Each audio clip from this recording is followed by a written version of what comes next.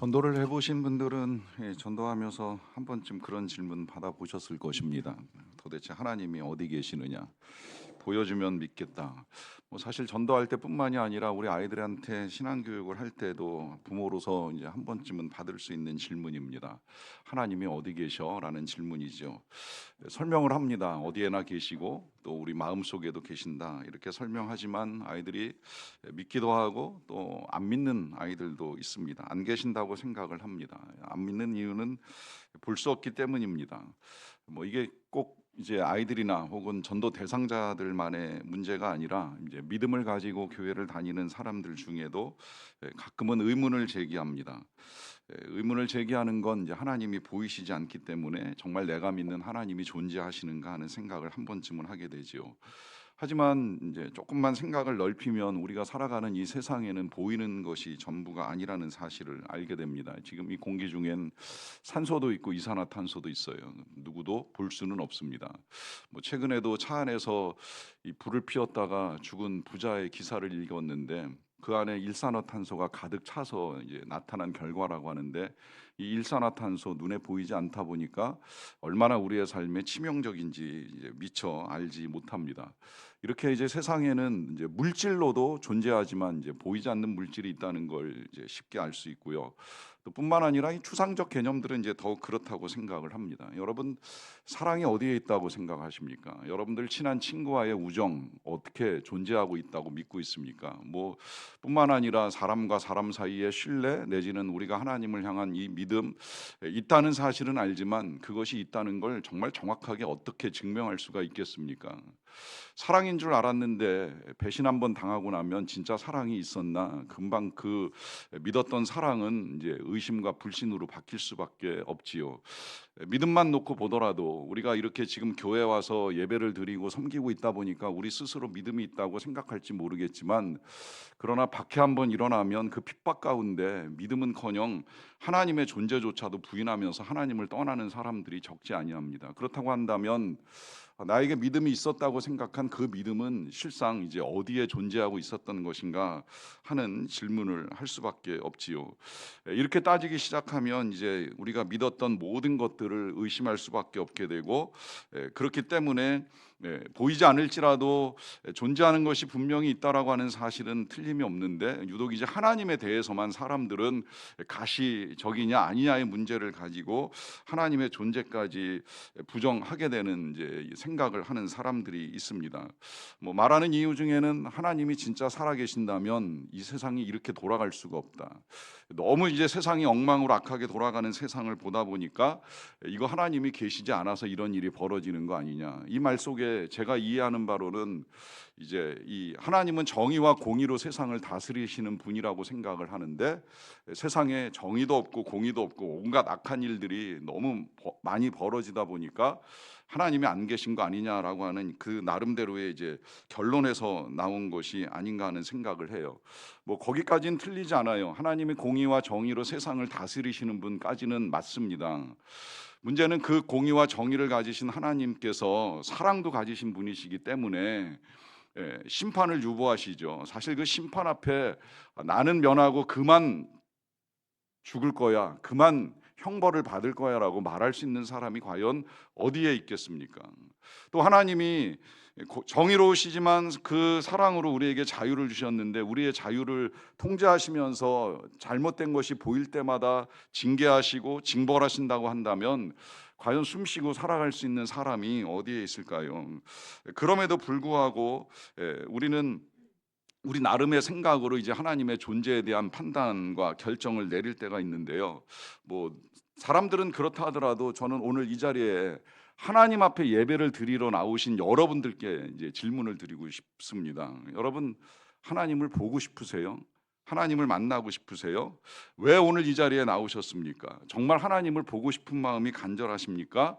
그렇다고 한다면 제가 오늘 여러분들께 하나님을 보여드리겠습니다. 다만 준비를 하셔야 돼요. 준비를 하신 분들께 하나님을 보여드리겠다라고 하는 약속을 드립니다. 하지만 준비 안 된 분들한테 제가 감히 이제 하나님을 보여드리겠다고 말씀을 드리기는 어려운데, 분명하게 우리가 하나님을 보고자 한다면 준비하셔야 될 것이 있습니다. 뭔지 아시죠?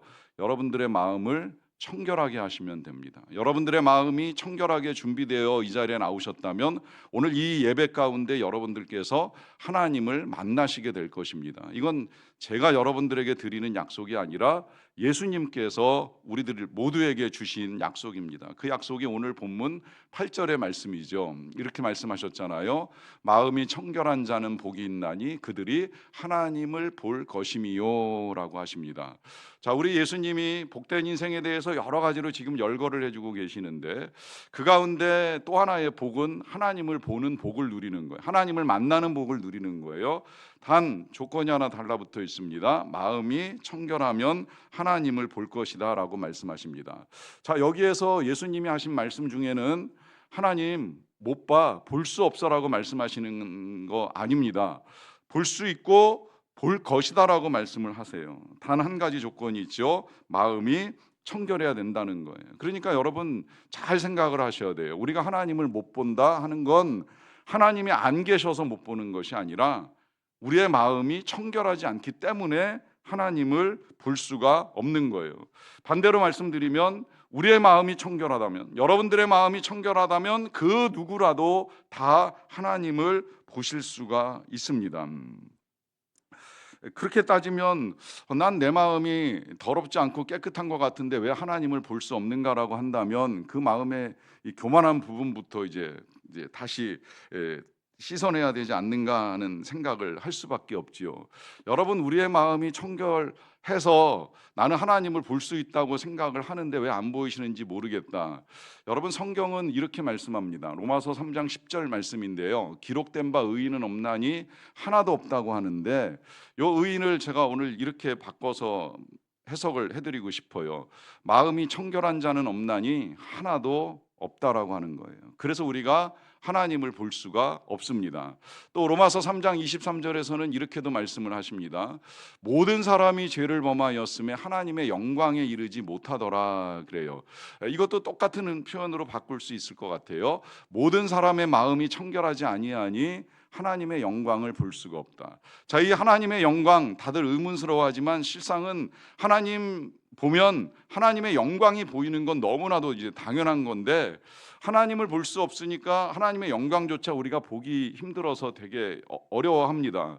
역으로 말씀을 드리면 정말 우리가 청결하다면, 우리의 마음이 청결하기만 한다면 하나님을 보는 것뿐만이 아니라 하나님의 영광까지도 능히 볼 수 있는데 안타깝게도 우리 중에는 마음이 청결한 자가 없으니 하나님을 보는 것이 쉽지 않다고 할 수밖에 없겠지요.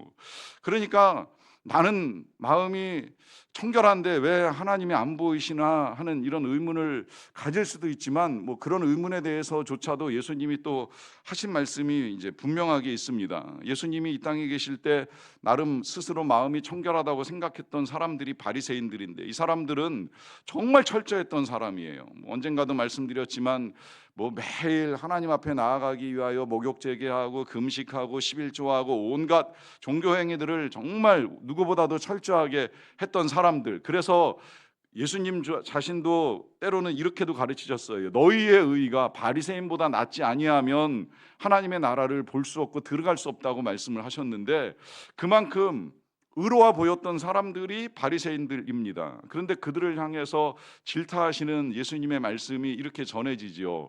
화 있을진저 외식하는 서기관들과 바리새인들이여 잔과 대접의 겉은 깨끗이 한다라고 하는 이 잔이 그들의 마음을 가지고 말씀하시는 거 아니면 그들의 이제 형식적인 태도를 가지고 말씀하시는 건데 겉은 깨끗이 하지만 그 안에 그들의 마음 안에는 탐욕과 방탕으로 가득하게 한다 하시면서 이 눈먼 바리새인들이여 너희는 먼저 안을 깨끗이 하라 그리하면 겉도 깨끗하리라 라고 말씀하시면서 그들의 마음이 청결하지 않다는 사실을 말씀하세요. 그리고 그런 그들을 향하여 명하시기를 눈먼 바리새인들이라 하는 말씀을 하십니다. 그러니까 이 바리새인들 눈을 안 뜨고 있었던 사람들이 아니에요. 눈을 뜨고 있었어요. 그럼에도 불구하고 눈 멀었다라고까지 표현을 하시는 거 일단 귀담아 듣고 마음에 기억하시고 이어지는 27절 넘어가시면 또 말씀하시잖아요. 화 있을진저 외식하는 서기관들과 바리새인들이여 회칠한 무덤 같으니 겉으로는 아름답게 보이나 그 안에는 죽은 사람의 뼈와 모든 더러운 것이 가득하도다 그래요. 회칠한 무덤이라고 하는 건 이제 그 당시 무덤을 만드는 방식인데, 시체를 묻고 나면 뭐 동굴에 묻건 아니면 땅바닥에 묻건 이 하얀색의 회를 칠하는 유대인의 관습이 있었어요. 그래서 겉으로 볼 때는 하얗게 보이고 깨끗하게 보인다는 거죠. 문제는 그 안에, 그 동굴 안에 아니면 그 땅 아래에 이 뼈가 가득하다는 거죠. 썩은 시체가 가득하다는 거예요. 근데 그런 상태가 무덤의 상태가 아니라 마음의 상태라고 하는 것입니다. 그래서 겉으로 볼 때는 거룩한 행위들로 말미암아 깨끗하게 보일지 모르겠지만 실상 그 마음 안에는 온갖 더러운 것들이 가득하게 차 있는 이 사람들의 상태를 지금 예수님이 말씀을 하십니다. 그러니까 이런 마음의 상태를 가지고 하나님을 본다 하는 것이 절대 쉬운 일은 아닐 수밖에 없는 것이지요. 그러하기 때문에 정말 우리는 어떻게 청결해야 하나님을 볼 수 있는가 질문을 할 수밖에 없는데요. 여러분, 그래서 이제 하나님을 보고자 하는 마음을 가지고 오늘도 예배를 드리신다라고 한다면 먼저 하셔야 될 일은 마음의 상태를 들여다보셔야 돼요. 나의 마음의 상태는 과연 어떠한가? 이 마음의 상태를 모르다 보니까 우리가 예배를 시작하면서 참회의 기도를 왜 또 드리는지 모르겠다라고 생각하시는 분들이 계시는데, 그렇게라도 마음의 상태를 들여다보지 아니하면 내 마음이 지금 어떠한지를 우리가 알기 쉽지 않거든요. 이 마음의 상태에 대해서 예레미야 선지자가 이렇게 우리에게 말씀을 해주셨습니다. 만물보다 거짓되고 심히 부패한 것이 마음이라 누가 능히 이를 알리오라고 하는 말씀을 하십니다. 만물, 그러니까 세상에 존재하는 그 어떤 것보다도 부패한 것, 더럽고 썩은 것이 우리의 마음이라고 하는 것인데, 문제는 이 마음의 상태가 그러하다는 것조차도 알지 못한다는 거예요. 그것조차도 알지 못하고 살아간다는 거예요. 마음을 들여다볼 수가 없다라고 하는 것입니다. 그러다 보니까 더러운 질도 모르고 더러운 상태를 씻어내야 된다는 것까지도 받아들이기가 어려워지는 거죠. 제가 우리 딸이 고3일 때 선교지를 다녀와야 될 일이 있어서 저희 어머니께 이제 딸을 부탁드리고 떠났던 적이 있어요. 그래서 저희 어머니께서 오셔가지고 이제 며칠 동안 이제 아이의 식사를 챙겨주는 일을 해주셨는데, 선교지를 다녀와서 이제 아이를 만나가지고 할머니하고 지내는 거 괜찮았어라고 이제 질문을 했더니 뭐 아무 문제 없고 잘 지내고 잘 먹고 잘 살았다는 거예요. 근데 힘든 게 하나가 있었는데 물 먹을 때 힘들었다 그러더라고요. 왜 물 먹을 때 힘드냐 그랬더니 유리컵을 이렇게 잡으면 여기 이제 얼룩이 보이더라는 거예요. 이게 이제 할머니가 눈이 어두우셔가지고 설거지를 깨끗하게 못 하시다 보니까 그 얼룩 남아 있는 컵 때문에 이제 다시 씻어서 먹고 이제 그랬다는 이제 이야기를 하더라고요. 자, 눈이 어두우니까 잘 챙겨주셔도 때로는 이제 씻어내는 것이 명확하게 안 되는 겁니다. 자, 이거는 그래도 뭐 몇 끼 먹고 한두 번 그렇게 지나가면 될 일인데, 여러분, 우리 마음의 눈이 어두워지면 내 마음의 상태가 어떠한지를 들여다보지를 못하는 거예요. 온갖 더럽은 부패한 것, 쓰레기들이 가득 차 있음에도 불구하고 이 마음의 상태를 보는 눈이 열리지 아니하면 내 마음은커녕 하나님을 못 보는 건 너무 당연한 일이 아니겠습니까? 그래서 마틴 로이드 존스 목사님이 부흥에 대해서 우리 메시지를 전할 때 좀 특이한 본문을 가지고 말씀하시는 걸 책으로 읽었던 적이 있어요. 이삭의 우물을 가지고 말씀하세요. 우물 파는 이야기를 가지고 부흥을 이제 말씀하시는데, 그 부흥 일어나기 전에 먼저 해야 될 일은 우물을 덮고 있는 그 온갖 쓰레기, 지저분한 흙들을 치워내지 않으면 안 된다는 말씀을 하시는 거예요. 내 마음에 쌓여있는 온갖 쓰레기 같은 죄악과 허물들을 퍼내지 아니하고 이걸 치워버리지 아니하고 하나님의 은혜의 생수를 담아낸다, 쉬운 일이 아니라고 하는 것이죠. 그렇게 우리는 우리의 마음의 상태를 보지 못한 상태에서 하나님을 보려고 한다라고 하는 것, 어떤 면에서는 욕심이 아닌가 하는 생각까지 드는 거예요.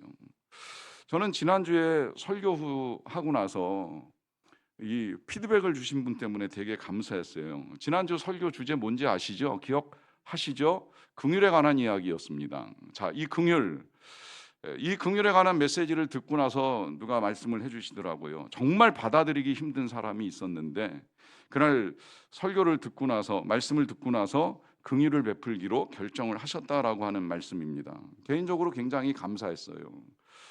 감사하고 또 대단하다고도 여겼어요. 대단하다고 여긴 이유는 저는 설교했지만 생각처럼 이 긍휼이라고 하는 게 쉽지는 않더라고요. 마음속으로 그날 하루도 몇 번 긍휼해야지, 긍휼을 베풀어야지, 긍휼을 전했는데 내가 긍휼을 가지고 설교를 한 목사인데 나도 긍휼을 베풀어야 하지 않겠는가 하는 생각을 하면서 끝내 한 번쯤은 그런 생각까지도 또 다시 합니다. 난 정말 긍휼히 여기는 것이 잘 안 되는 사람인가? 왜 안 될까요? 이 긍휼히 여기는 것이 어려운 이유는 단 한 가지예요. 내가 하나님 노릇을 하고 있기 때문이라는 것입니다. 이 하나님 노릇한다는 거 자꾸 우리가 착각하는데 우리의 눈으로 보고 우리의 기준으로 판단하는 거, 그것이 자녀가 되었건 배우자가 되었건 이웃 사람이 되었건 그 어떤 누가 되었건 그 누구를 향한 판단과 비판도 다 하나님 노릇이라고 하는 사실, 여기 우리는 정의의 이름을 가져옵니다. 이건 악한 거 아닌가? 여러분, 그 악조차도 하나님이 판단하셔야 되는 거예요. 그 정의의 이름으로 하나님 노릇을 내려놓으셔야 돼요. 나는 사랑해서 잔소리하는 건데, 여러분, 사랑은 명분이고 잔소리는 하나님 노릇입니다. 사랑하면 기도하셔야지 잔소리하는 게 아닙니다. 근데 자꾸 잔소리하고 싶어지고 비판하고 싶어지고 미워하고 싶어지는 이 모든 중심에 내가 하나님 자리를 차지하고 앉아 있는 거예요. 그런 하나님 자리에 앉아가지고 어디 하나님 좀 보여주세요 할 수는 없다는 말씀을 드리는 것입니다. 자, 그렇게 보면 우린 영영 하나님을 볼 수 없는 존재인가라고 하는 생각을 할 수밖에 없는데요. 감사하게도 이 하나님을 보고 싶어하는 마음은 현대인들 뿐만이 아니지요. 옛날 사람들도, 앞선 우리의 믿음의 선배들조차도 하나님을 보고 싶어 했던 것은 이제 마찬가지였어요. 그들도 하나님이 눈에 보이지 아니하시니까 이제 나름 답답했습니다. 그러다 보니까 이제 하나님을 구하고 하나님을 만나고 싶어 했던 사람들 성경에도 많이 있는데요. 심지어 모세는 하나님과 대면하고 하나님의 명령에 따라서 이스라엘 백성들을 만나러 가잖아요. 그때 뭐라고까지 이야기를 하느냐면, 제가 하나님을 만난 증거가 뭡니까? 이스라엘 백성들에게 보여줄 수 있는 증거를 주셨으면 좋겠습니다 라고까지 하나님께 제안을 해요. 그래서 하나님이 지팡이도 주시고 이제 손에 한센병도 이렇게 들었다 깨끗하게 낫는 이 모든 과정을 이제 직접 경험하게 해주시는데, 모세뿐만이 아니라 아론도 이스라엘 백성들의 요구를 받아요. 우리를 애굽에서 구원해낸 하나님이 어디 계시냐 보여달라라고 하는 요구를 받습니다. 그러다 보니까 이 다급해진 아론이 금붙이 모아다가 금송아지 우상 만들어 놓고, 자 봐라, 이게 너희들을 구원해낸 하나님이시다 라고 하는 일을 저질러 버리잖아요. 그만큼 사람들은 하나님을 궁금해했어요. 보고 싶어 했어요. 그럴 수밖에 없지요. 우리는 보이는 걸 원하잖아요. 또 정말 100번 듣는 것보다 한 번 보는 것이 확실하다고 생각하기 때문에 누구라도 하나님을 보고 싶어하는 마음이 있고, 그러다 보니까 많은 사람들이 하나님을 보여달라는 요청을 합니다. 감사하게도 우리 하나님이 이 요청을 받아들이시잖아요. 그래서 하나님을 보여주시기 위해서 하나님이 직접 이 땅에 내려오시잖아요. 그 내려와서 보여주신 하나님이 바로 예수님이시잖아요. 태초에 계셨던 말씀, 다시 말하면 태초에 계셨던 예수님, 그 예수님은 하나님과 동일하신 분이신데 그 예수님이 드디어 육신을 입고 이 땅에 오셨어요. 오셨을 때의 모습, 그걸 사도 요한이 우리에게 표현하기를 그 안에 은혜와 진리가 충만하더라 그래요. 왜 은혜와 진리가 충만합니까? 하나님이 은혜와 진리로 충만하신 분이시니까 예수 그리스도가 동일한 은혜와 진리가 충만한 상태에서 이 땅에 오신 거예요. 그래서 하나님을 보여주시는데 은혜와 진리뿐만이 아니죠. 하나님의 그 모든 능력, 무에서 유를 창조하시고 자연을 추월하시는 그 모든 능력 다 보여주세요. 거기 하나님의 말씀, 진리의 말씀 가장 명확하게 해석하시면서 알기 쉽게 비유로 잘 전달을 해주시기까지 하시죠. 거기다가 하나님의 그 무한한 사랑, 죄인 삭개오까지도 품으시는, 세리를 품으시는 그 놀라운 사랑 있는 대로 다 보여주시잖아요. 그래서 예수님도 말씀을 하시는 거예요. 나를 본 자는 아버지 하나님을 보았거늘 어찌하여 하나님을 보여달라고 하느냐. 예수 그리스도를 통해서 완벽하게 보여주신 거예요. 문제는요, 그렇게 보여주셔도요, 보는 사람만 봐요. 코앞에 하나님이 계셔도 다 하나님을 보는 것이 아니더라고요. 아시잖아요, 여러분. 바리새인들은 그들 눈앞에 하나님이 내려와서 걸어 다니고 계시는데 마음 걸어 잠그고 하나님을 보기는커녕, 이 예수님 안에 계신 하나님을 보기는커녕 오히려 어떻게 하면 죽일까, 여기에만 초점을 맞추고 혈안이 되어 있는 거예요. 뭐 바리새인들은 그렇다 치고 이 예수님을 따라다닌 제자들 생각을 해보세요. 3년을 함께 다녔습니다. 코앞에서 예수님을 늘 보면서 살아왔습니다. 근데 그들이 어떤 일을 저지릅니까? 불신하고 배신하고 도망가고 팔아버리고 떠납니다. 보인다고 보는 게 아니에요. 보인다고 믿는 것도 아닙니다.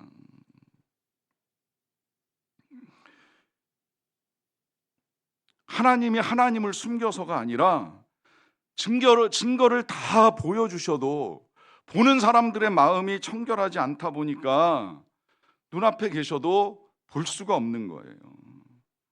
그러니 우리의 마음이 이러한 상태에서 우리 하나님이 우리의 눈앞에 나타나신다고 한들 우리는 과연 볼 수 있을까요? 그러면 우리는 어떻게 마음을 청결하게 해서 하나님을 볼 수 있을까요? 자, 이 청결이라고 하는 단어, 이걸 이제 우리가 잘 아셔야 되는데, 이 청결이라고 하는 단어가 이제 언뜻 들으면 우리는 그냥 이제 클린하는 개념으로 연결이 돼가지고 뭔가 아무것도 없는 상태에서 깨끗한 것만 가지고 생각을 합니다. 여러분, 이 헬라어 카타로스라고 하는 이 청결은 그런 의미라기보다는, 예를 들어 말씀을 드리자면 이 곡식이 이 껍데기, 그러니까 쭉정이가 완전히 벗겨져서 깨끗하게 남은 알곡의 상태를 의미할 때 청결이라고 표현을 합니다. 또 예를 들자면 이 포도주나 우유 같은 것에 불순물이 전혀 섞이지 않은 상태를 말하는 거예요. 그러니까 이 청결이 그냥 무조건 텅 비고 깨끗한 불교에서 말하는 공한 상태가 아니라 나뉘어지지 아니한, 섞이지 아니한 상태를 말하는 겁니다. 자, 섞이지 않았다는 이 말이 하나님을 바라보는 우리의 마음이 나뉘어지지 않았다는 것을 의미하는 것인데, 여러분, 하나님을 보고 하나님을 예배하는 우리들의 마음의 상태가 정말 나뉘었나 아니었나 정도를 한번 잘 생각을 해보실 필요가 있어요. 이걸 당시 사람들을 놓고 한번 다시 생각을 해봅시다. 자, 그 사람들이 하나님을 만났다고 말씀을 드렸잖아요. 거기에 이제 제자들 중에는 예수님을 따라다닌 사람들도 있어요. 문제는 그들이 예수님을 따라다닌 동기가 무엇입니까? 왜 따라다닙니까?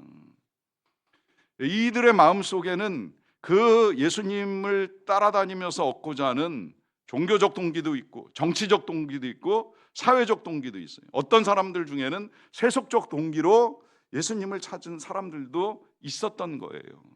이 말은 그들의 마음이 정말 예수님을 사랑하고 좋아해서 따라다닌 것이 아니라 각자 나름대로의 생각을 가지고 예수님을 따라다녔다라고 하는 것입니다.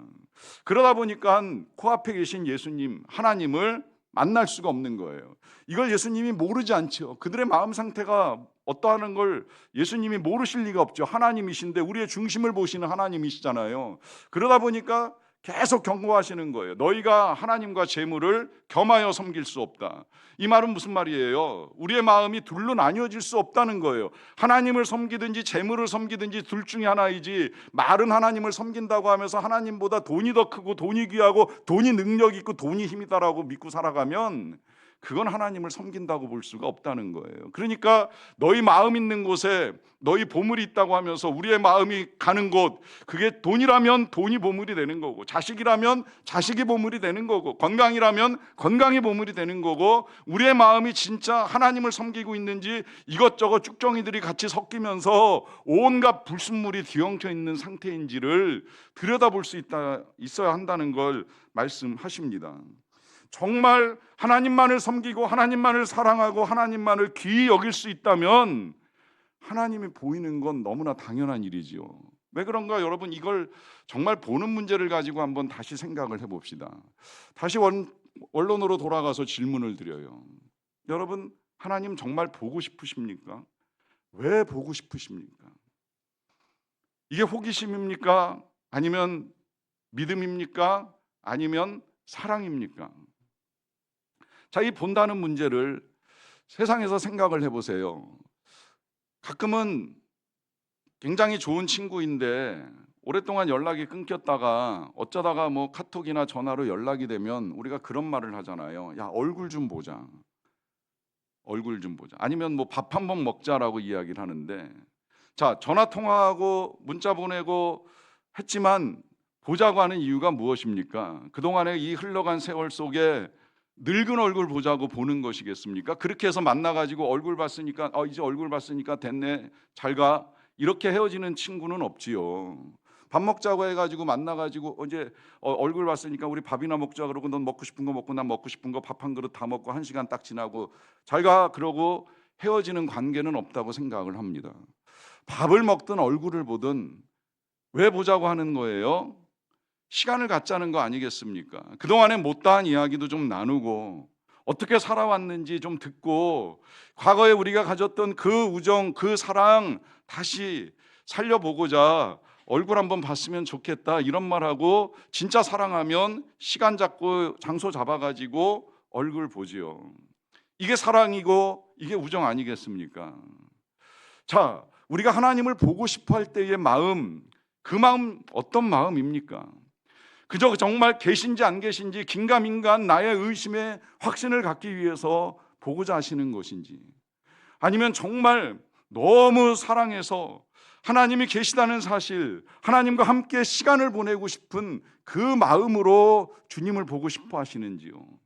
여러분, 정말 저나 여러분들의 마음이 그런 마음, 내가 사랑하는 주님, 내가 사랑하는 하나님을 보고 싶어하는 마음, 그 마음이 너무 간절하고 사모해서 보기를 원한다, 보실 수 있습니다. 분명히 보십니다. 저의 말씀이 아니라 하나님의 약속입니다. 잠언에서 이렇게 말씀하십니다. 나를 사랑하는 자들이 나의 사랑을 입으며 나를 간절히 찾는 자가 나를 만날 것이니라. 하나님 숨어 계시지 않습니다. 찾으면 만나 주십니다. 간절히 찾으면 깊이 만나 주십니다. 사랑하면 보여주십니다. 단순히 얼굴 한번 보고 스쳐 지나가는 그런 만남 절대 아닙니다. 사랑해서 만나기를 원하고 사랑해서 시간을 내어드리면 하나님이 만나 주실 때 반드시 그 사랑의 음성을 들려주십니다. 여러분들의 마음에 얼마나 사랑하시는지 그 음성 들으실 수 있습니다. 음성만 들려주시는 것이 아니라 하나님의 여러 일들을 보여주시고, 더 중요한 건 하나님의 얼굴 빛을 비추어 주시고, 더 나아가서 하나님이 얼마나 우리를 사랑하시는지 느낄 수 있고 깨달을 수 있는 마음까지도 얼마든지 주시는 우리의 아버지 하나님이십니다. 그래서 하나님을 만나게 되면 조금 전에 우리가 불렀던 찬양처럼 세상과 나는 간 곳 없고 나를 구원하신 주님만 보이는 은혜를 누릴 수 있게 되는 것입니다.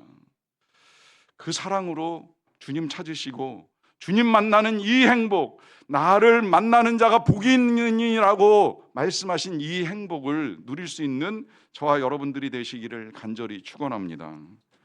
기도하겠습니다. 여러분, 이 시간에 간절한 마음으로 주님을 보고자 하는 여러분들의 마음을 정직하게 주님 앞에 내어드리십시오. 그렇게 구하신다면 나를 간절히 찾는 자가 나를 만날 것이라고 하신 약속의 말씀대로 주님을 보는 은혜를 누리게 될 줄로 믿습니다. 함께 기도하는 시간 가집니다.